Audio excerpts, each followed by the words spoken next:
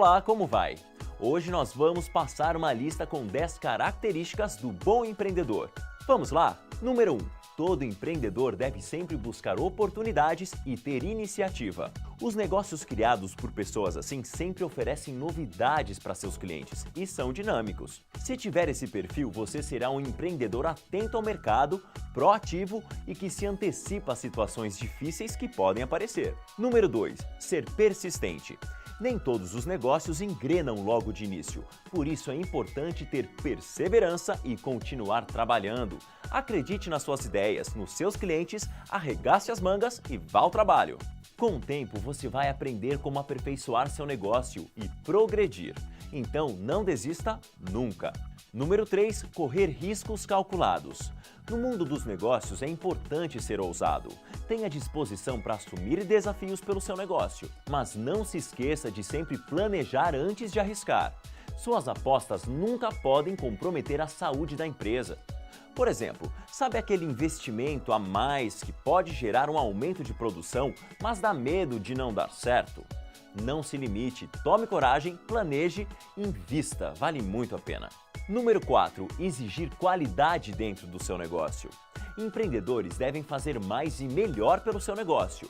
É aquela história de nunca estar acomodado, procure sempre crescer. Uma boa dica para isso é sempre superar a expectativa dos seus clientes e cumprir tudo o que prometer. Número 5. Comprometimento. Negócios de sucesso estão ligados à dedicação de seus donos. Ser um empreendedor exige certo esforço, então esteja disposto a trabalhar bastante na sua empresa. Pode ser que você perca alguns finais de semana, mas com um bom trabalho a recompensa será bem interessante. 6. Buscar aprender muito. Estar atualizado sobre o mercado é muito importante para que você mantenha seu negócio vivo, pois o aprendizado sempre alinha o empreendedor com as demandas dos clientes. A dica é simples, procure cursos e profissionais que são referências na sua área e estude muito. 7. Estabeleça metas realizáveis. É essencial para o empreendedor estabelecer objetivos claros para o seu negócio. Com metas bem feitas, a empresa sabe para onde caminhar e dá passos muito mais sólidos rumo ao sucesso. 8. Criar sistemas de monitoramento da empresa. Para o empreendedor é muito importante saber tudo o que acontece dentro da sua empresa, desde o caixa até a saída dos produtos. Ter o controle total é vital para manter o seu negócio saudável. Crie relatórios, faça questionários, não importa os métodos, o que você precisa é saber como sua empresa está funcionando. 9. Ter uma ampla rede de contatos. Para fazer negócios é essencial ter uma ampla carteira de clientes. E eles podem estar em diversos lugares do seu ciclo de relacionamentos. Pode ser um amigo, um primo, nunca se sabe onde um bom negócio pode acontecer. Por isso esteja atento e faça muito relacionamento profissional. Número 10. Ter autoconfiança. A característica principal do bom empreendedor é acreditar muito no seu negócio. Abrir uma empresa dá trabalho e tem algumas dificuldades, mas quando se acredita na ideia e trabalha muito, a satisfação pelos ótimos resultados é enorme. Por isso, sempre vista a camisa do seu negócio. Se gostou, curta nosso vídeo e se quiser saber mais, inscreva-se em nosso canal. Tchau, tchau! Até a próxima!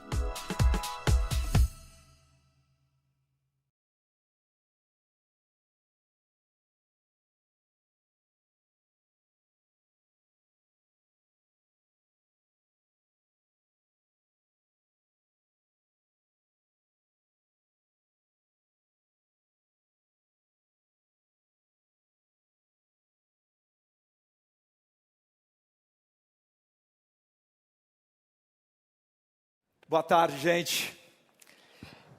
Eu queria começar falando que, na verdade, eu não acredito em momento eureka. Eu acho que essa história de você estar na banheira e, de repente, vir uma ideia e você fala, vou empreender, pode acontecer, mas você tem que estar aberto para isso. Eu já vi muita gente, muito profissional bom, que falou para mim, olha, eu vou continuar mais um ano aqui, depois eu vou trabalhar numa consultoria, vou para um banco, vou viajar 6 meses, volto e vou abrir meu negócio. Eu acho que não é assim. Eu acho que o mercado não espera o teu negócio, o mercado não espera a tua ideia boa. E foi um pouco do que aconteceu comigo. Eu, na verdade, sempre quis empreender, desde criança. Quando eu estava no primário ainda, eu adorava as sextas-feiras, porque o ônibus do colégio, em vez de deixar na casa dos meus pais, deixava na casa do meu avô.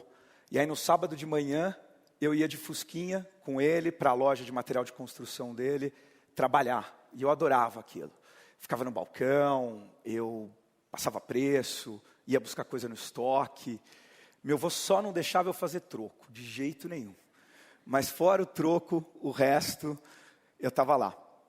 E essa vontade foi evoluindo, né? Eu via muito do meu pai, que também era empreendedor, é empreendedor, e tinha varejo, a atenção que ele tinha com o cliente, como você podia aprender escutando o cliente e agregando valor nisso. Quando eu estava lá pela 7ª, 8ª série, no meu colégio, tinha uma aula experimental extra, durante um trimestre só, que era completamente opcional para quem quisesse, que era uma aula de vocação profissional. Então você ia lá, eram pouquíssimos alunos, uns 6, 7 alunos, e uma orientadora vocacional ia te ajudar a escolher a carreira e assim por diante. E eu lembro muito bem de um episódio onde a gente tinha que, de uma aula para outra, desenhar, onde a gente se via em 20 anos lá na frente. E uma garota desenhou uma família feliz, e aquilo tudo, bacana. Um outro cara desenhou um consultório, e assim foi. E eu morava no Paraíso, ali perto do prédio da IBM. Eu desenhei, então, um prédio, assim, em perspectiva, todo espelhado, e com aquelas letras parecidinhas com a IBM, cortadinhas, eram as minhas iniciais. E modesto. E a orientadora falou, olha, vou te dar um feedback, um conselho, você precisa nivelar suas expectativas, porque você tem uma grande chance de se frustrar. E aquilo ficou lá dentro, ficou pesado. Acho que ficou tão pesado que eu não lembro a cara dela, eu não lembro o rosto dela. Enfim. O primeiro negócio que eu tive foi logo depois, porque na 8ª série eu tive acesso a computadores, os XTs na época, me apaixonei por programação e convenci que meu pai precisava ter um computador para o negócio dele e que, obviamente, esse computador precisava ficar no meu quarto. E o primeiro negócio veio no primeiro colegial, com um amigo meu de colégio, e a gente instalou lá nos nossos computadores, ele tinha um dele, eu tinha o meu, e a gente instalou um programinha de editoração eletrônica. E a gente começou a fazer panfleto, catálogo, o que fosse. Na época, numa impressora matricial, que era aquela impressorinha que fazia... E durante 2 meses a gente vendeu algumas boas centenas de panfleto, até que eu queimei o cabeçote da impressora matricial do meu pai. E além do castigo, eu entendi o conceito de depreciação. Porque tudo que a gente tinha vendido de panfleto não pagava 20% do valor do cabeçote da impressora. Isso me levou para a engenharia. Eu queria empreender, gostava de informática, achava que começar um negócio na área de informática ia ser algo inteligente, porque o capital era muito mais humano do que um capital financeiro para começar aquilo. E desde o primeiro dia, quando eu fui para a faculdade, eu comecei a fazer esse exercício. E comecei a encontrar pessoas que dividiam essa paixão por empreender comigo. Rodrigo, Ronaldo e Romero. Todo mundo Rô, não por acaso, mas porque era a mesma classe da Poli e dividia-se por letras, todos os alunos que entravam. E o Buscapé não foi a primeira, a segunda, o Buscapé foi a 5ª tentativa de negócio que a gente teve, né? Um dia o Rodrigo estava procurando uma impressora junto comigo, ele estava procurando uma impressora para comprar, a gente fazia estágio juntos, e procurou nos grandes sites de busca da época, que era o Alta Vista e o KD, e encontrou tudo menos formação de produto e preço. Aí veio uma ideia de criar o quanto custa. E o quanto custa era o seguinte: a gente desenvolveu um software que a gente ia distribuir em disquetes, em bancas de jornal. O varejo ia pegar esse software, ia instalar na máquina, esse software ia procurar os preços dentro do computador do varejista, conectar no modem, na BBS, transferir os preços para um computador nosso todo dia, e aí os consumidores iam poder comparar preço. Loja de rua. E, como bons engenheiros, mas nada de negócio. A gente resolveu desenvolver o software em vez de testar o mercado. Quando o software estava pronto, a gente começou a ligar para alguns varejistas e a resposta foi unânime. Os poucos que não desligavam o telefone na nossa cara falavam, peraí, eu não estou entendendo. Vai colocar todos os meus preços na internet? A internet é aquele negócio que paga R$ 3,99 por minuto. Era esse o preço para estar conectado na época. É esse mesmo, é isso aí. Mas eu não dou nem preço por telefone. Vocês estão loucos? E louco é uma palavra muito bom de se escutar. A gente resolveu mudar a estratégia. E a gente falou, vamos capturar os preços que já estão hoje disponíveis. Tinha umas 4, 5 lojas online. Com um pouquinho de preço, a gente traz um pouquinho de consumidor. E aí a gente consegue convencer algumas lojas a entrarem nessa jogada. E traz mais um pouquinho de consumidor. E assim por diante. Não existia investimento de capital de risco. Isso era 98. Não existia empresa de internet. Ninguém entendia direito o que a gente estava fazendo. No fundo, aquilo era o nosso barzinho. Era o nosso boteco. É que boteco de engenheiro não é tão bacana, não é tão sexy, mas era o nosso botequinho. A gente passava várias noites lá dentro. Até que um dia, a gente dourando a pílula, já era abril de 99, esperando o site ficar melhor, a gente descobriu que tinham lançado algo idêntico ao que a gente estava fazendo nos Estados Unidos. E a gente tinha perdido o ineditismo que a gente queria tanto. Era o MySimon e era exatamente o nosso projeto. A gente ficou desesperado e foi registrar o nome Quanto Custa. E no mesmo dia, a gente descobriu que o nome Quanto Custa já estava registrado. Aí veio o pânico. A gente falou, caramba, estão fazendo, vão lançar. A gente não tem grana nenhuma. Se a gente não for o primeiro, já era. E a gente definiu, então, que a gente precisava resolver e achar um outro nome. E aí a gente tinha que, em 3 dias, trocar e-mail. Todo mundo tinha que dar 10 sugestões de nomes diferentes. E a gente ia fazer uma reunião depois de 3 dias para decidir o nome. Eu queria um nome nacional, que não remetesse a preço, por causa daquela ressaca de quanto custa, que fosse simpático, que não tivesse sido usado como marca, mas não encontrei nome nenhum. Bom, e o Rodrigo, meu sócio, num pensamento muito criativo, uma mente muito aberta, ele começou o e-mail dele com a primeira opção de nome, que foi busca preço.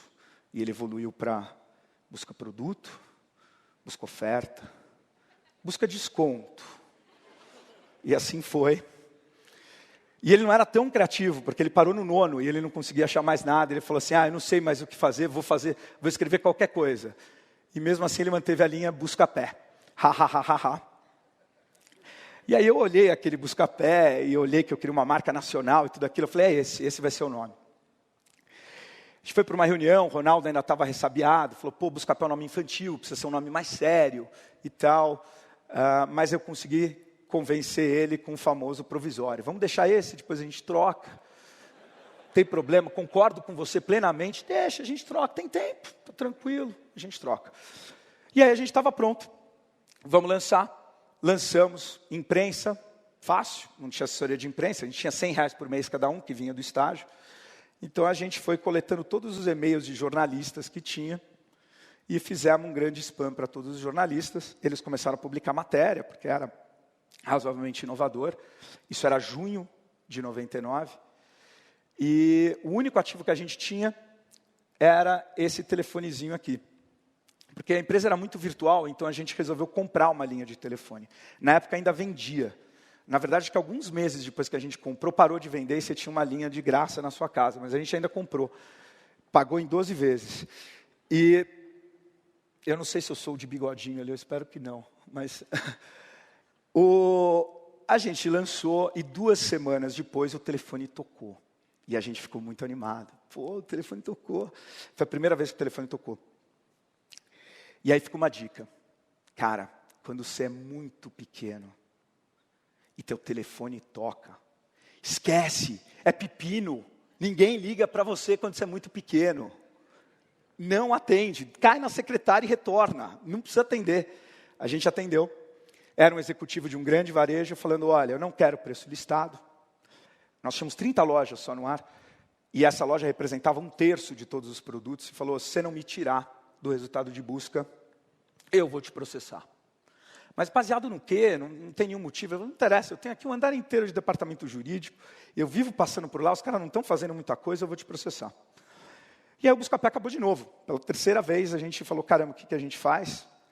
Matamos algumas aulas naquela tarde e a gente decidiu não tirar o varejista do ar. Até porque a gente estava ainda tentando abrir a empresa, e naquela época levava uns 9 meses. Então a gente falou assim, como não tem empresa, vai levar um tempinho para ele conseguir encontrar a gente. Vamos acelerar isso aqui.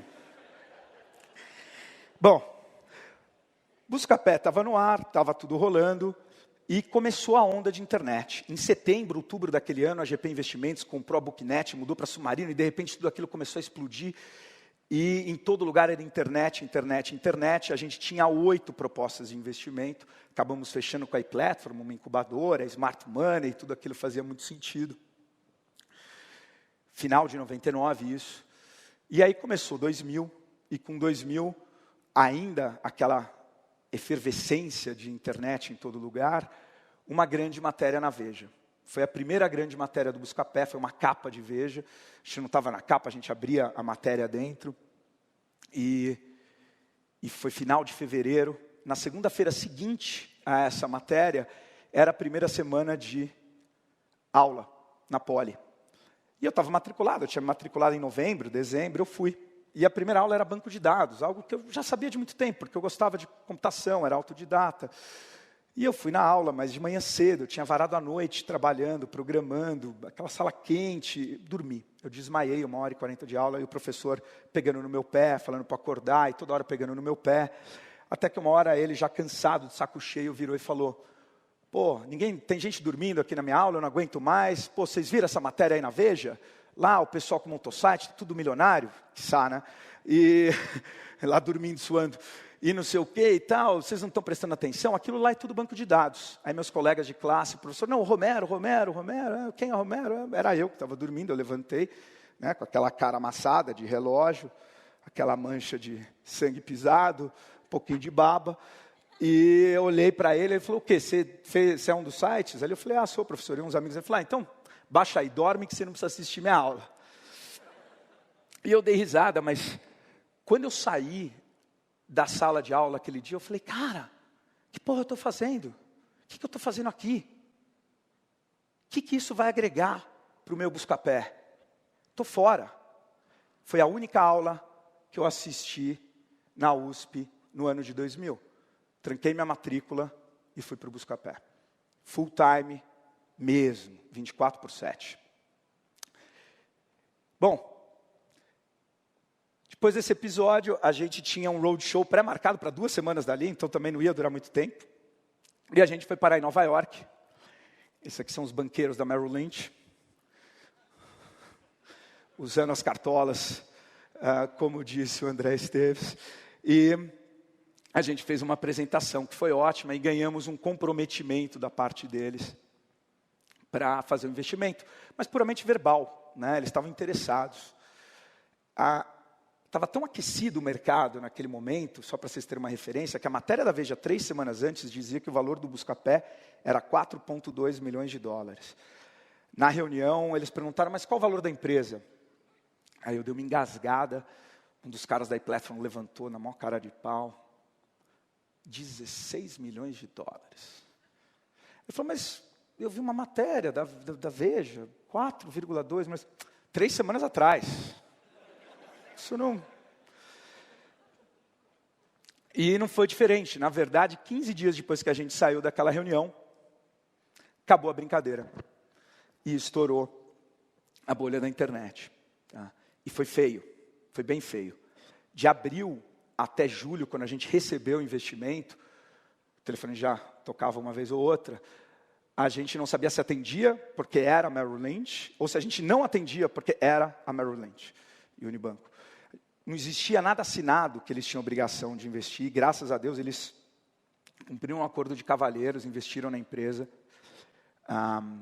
Mas em geral, de 2000, 2001 até 2005, teve uma fase muito curiosa, porque você estava em rodas sociais, né? O que você faz? Eu sou dentista, e você, eu tenho uma construtora, e você, eu trabalho com internet, eu tenho um site. As pessoas olhavam e falavam,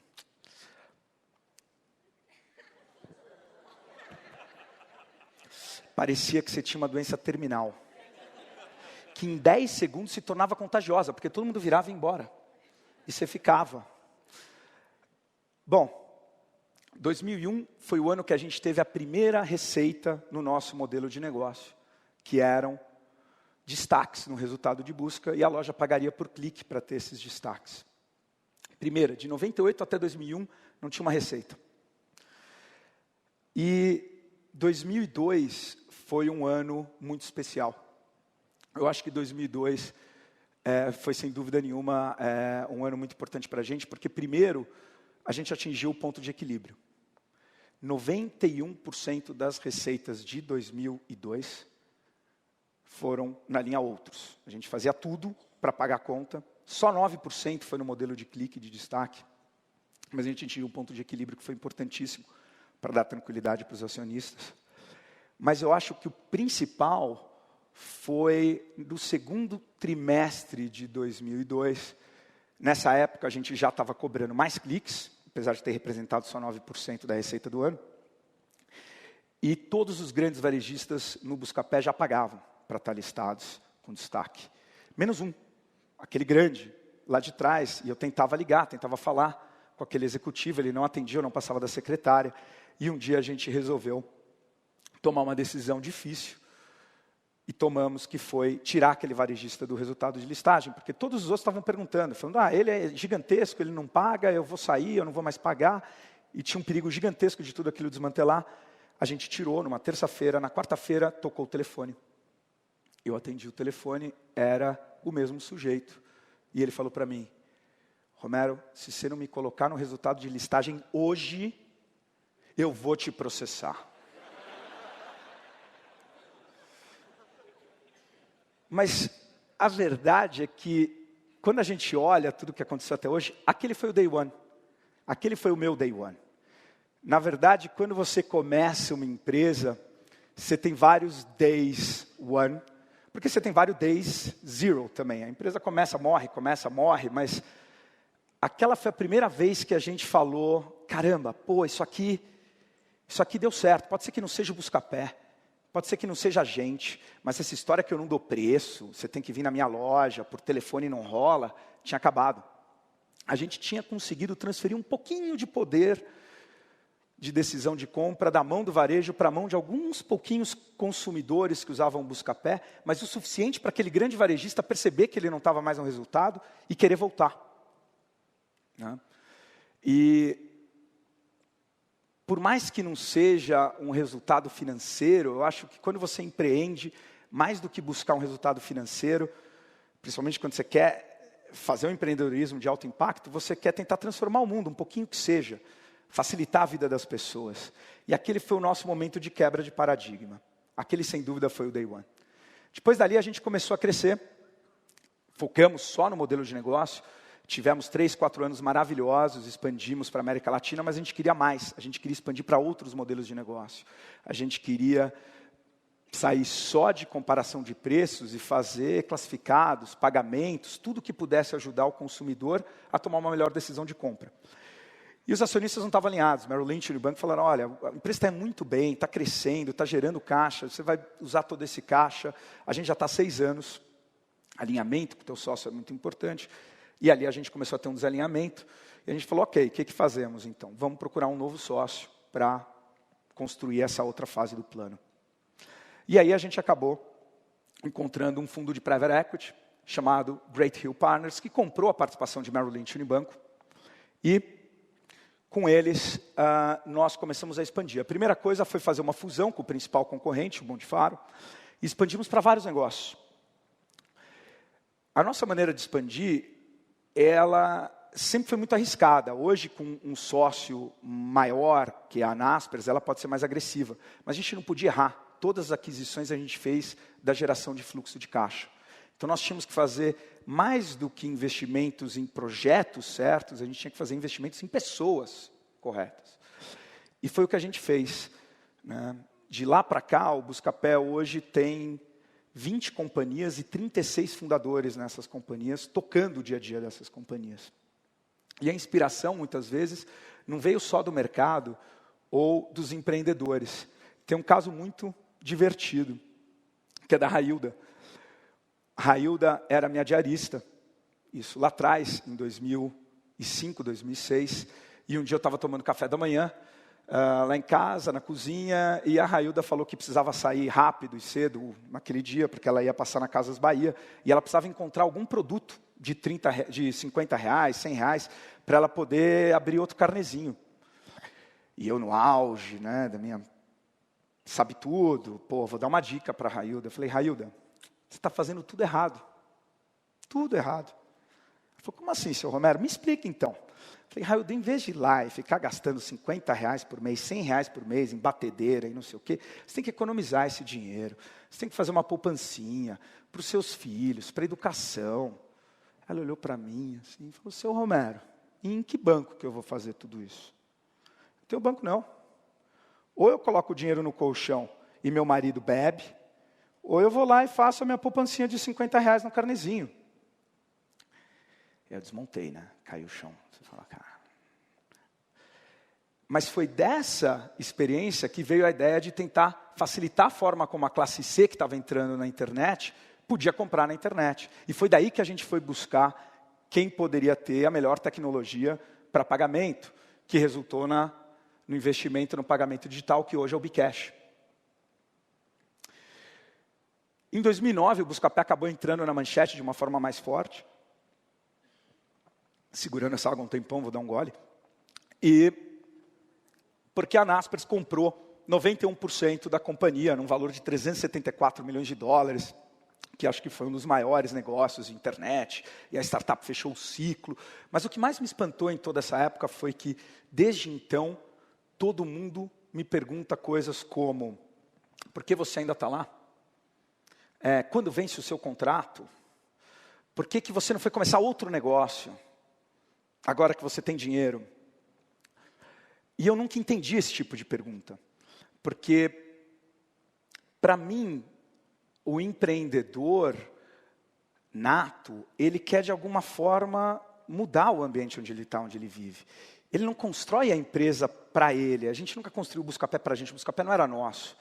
A gente queria, inclusive, que o Buscapé vivesse mais do que a gente. Então, de certa forma, a gente era mais do Buscapé do que o Buscapé era nosso. E por que depois de tanta diversão, né, depois de ter feito tanta coisa, eu vou abandonar uma coisa que eu ainda sou apaixonado? Né? O Buscapé fez a gente abrir várias caixinhas escritas impossível, uma atrás da outra. E acho que não tem nada que alimente mais empreendedor, pelo menos que alimente mais a gente no Buscapé, do que tentar abrir essas caixinhas que estão sempre escritas impossível em cima. A gente tem uma atitude muito aberta para trazer inovação. A gente tem um programa que chama Sua Ideia Vale 1 Milhão, onde a gente investe todo ano em pelo menos uma ideia, e é uma espécie de um concurso, onde a gente tem em média 800 inscritos, 2.500 pessoas participando, 800 planos, 2.500 pessoas participando. Mas, no final do dia, o que a gente tenta com isso é encontrar mais caixinhas escritas impossível, que a gente consiga abrir, todo dia, uma caixinha nova. E se louco é uma palavra importante quando você empreende, e louco realmente é bom. Eu costumo brincar, inclusive para as startups, muitas dessas 20 empresas que a gente tem embaixo são bem pequenininhas, 5 pessoas, 6, 7, todos fundadores. Eu falo, cara, você escutou louco, se acelera. Porque ou você está no caminho certo, ou você está no caminho errado. Então é melhor se acelerar, que pelo menos você falha rápido e corrige. Né? Agora, mais importante do que louco, é essa palavra que está escrita nessas caixinhas espalhadas por aí, que é a palavra impossível. Eu não conheço nada que tenha mais sucesso, mais realização e mais felicidade do que as caixinhas com a palavra impossível em cima. Obrigado.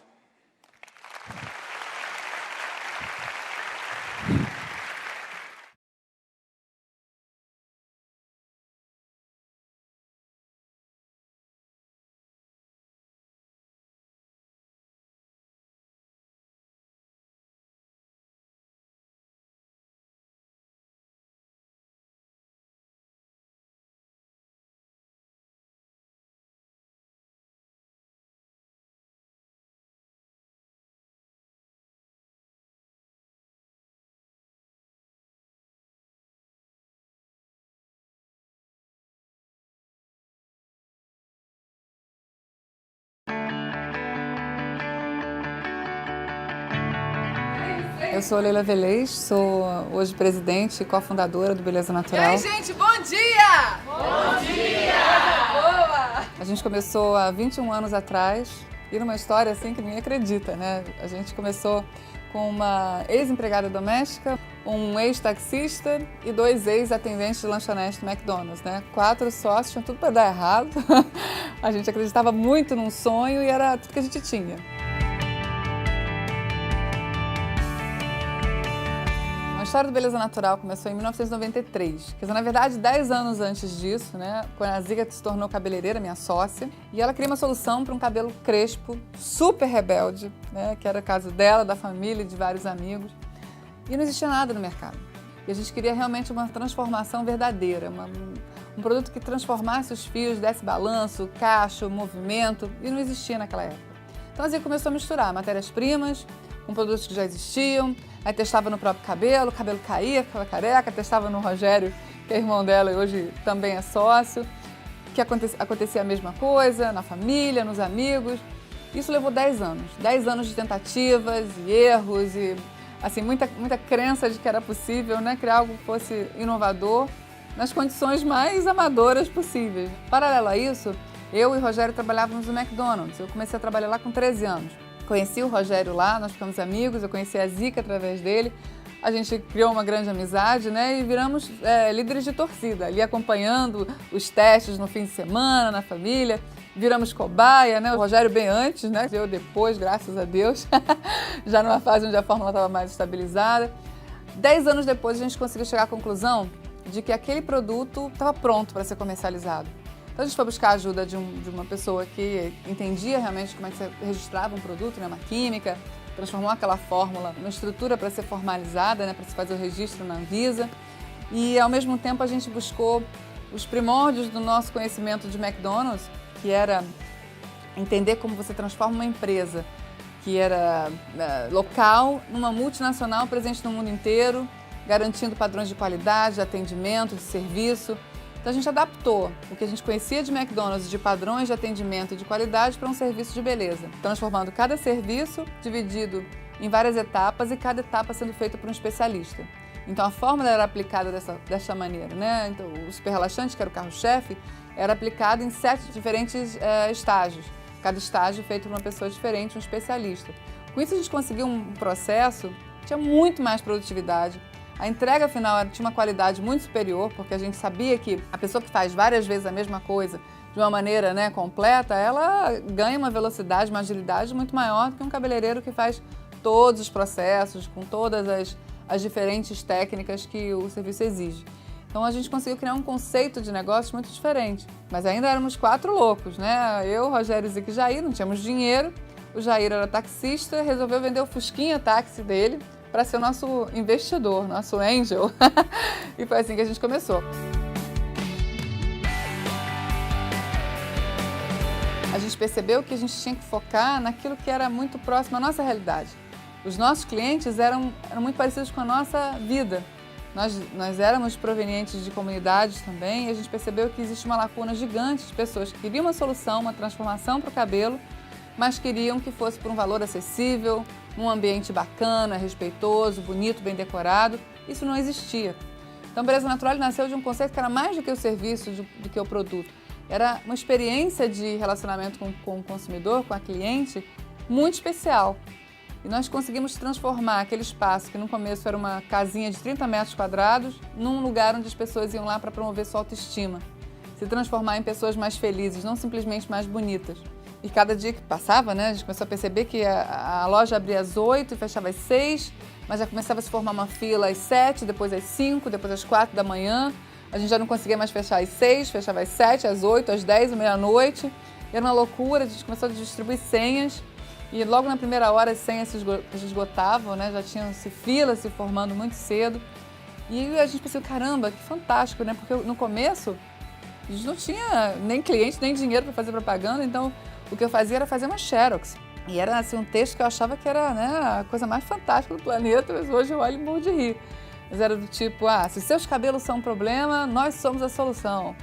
Venha conhecer a Beleza Natural, blá, blá, blá. E a gente colava aquele texto no vidro, atrás dos motoristas de ônibus, nos ônibus, né, que circulavam no bairro.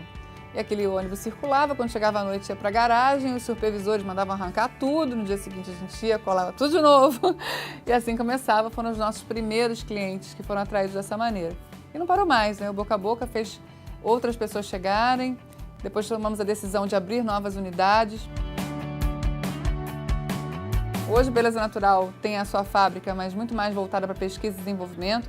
A maior parte dos nossos produtos já é feita com empresas terceirizadoras, porque já tem uma escala que interessa, né? Bem diferente do começo. A gente tem uma equipe hoje de 3 mil pessoas e atendemos mais de 100 mil clientes todos os meses. Mas isso começou lá atrás, quando éramos só nós 4, com um grande sonho, com um grande desejo de empreender e acreditar.